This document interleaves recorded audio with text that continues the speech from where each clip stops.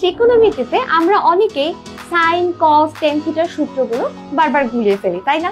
কখন লম্ব উপরে, কখন অতিভুজ নিচে, এই জিনিসগুলো আমরা বারবার ভুলে যাই। তাহলে চলো আজকে তোমাদেরকে একটু মজার ট্রিক্স শিখে দিই যেন এই সূত্রগুলো তোমরা আর কখনো না ভুলো।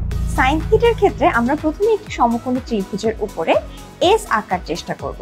এই এস ত্রিভুজের অতিভুজ এবং লম্বকে স্পর্শ করে, কিন্তু খেয়াল করে দেখো এটি কিন্তু ভূমিকে স্পর্শ করেনি।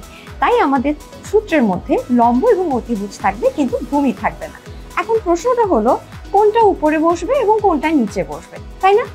এক্ষেত্রে খেয়াল করে দেখো প্রথমে যে বাহুটাকে স্পর্শ করছে সেটি হলো অতিভুজ এবং প্রথমে যে বাহুটাকে স্পর্শ করবে সেটি সবসময় নিচে হবে এবং দ্বিতীয়ত যেটাকে স্পর্শ করবে সেটি হবে উপরে। দ্বিতীয়ত কজের ক্ষেত্রেও কিন্তু সেম, আমরা সমকোণী ত্রিভুজের উপর সি আঁকার চেষ্টা করেছি, সেটি অতিভুজ এবং ভূমিকে স্পর্শ করেছে। প্রথমত অতিভুজকে স্পর্শ করেছে তাই অতিভুজটি আমাদের নিচে এসেছে এবং দ্বিতীয়ত ভূমিকে স্পর্শ করেছে তাই ভূমি উপরে এসেছে। খেয়াল করে দেখো এখানে কিন্তু আমাদের লম্বকে স্পর্শ করেনি, তাই সূত্রে কোনো লম্ব নেই। ট্যান থিটার ক্ষেত্রে আমরা সমকোণী ত্রিভুজের উপর একটি টি লেখার চেষ্টা করেছি যেটা সমকোণী ত্রিভুজের ভূমি এবং লম্বকে স্পর্শ করেছে, তাই আমাদের সূত্রে ভূমি এবং লম্ব আছে। প্রথমত ভূমিকে স্পর্শ করেছে তাই ভূমি নিচে আছে, দ্বিতীয়ত লম্বকে স্পর্শ করেছে তাই লম্ব উপরে আছে। অতিভুজকে স্পর্শ করেনি তাই সূত্রের মধ্যে কোনো অতিভুজ নেই। ঠিক এভাবেই সমকোণী ত্রিভুজের উপরে এস, সি এবং টি লেখার মাধ্যমে তুমি সূত্রগুলো খুব সহজেই মনে রাখতে পারবে। শুধু ত্রিকোণমিতি নয়,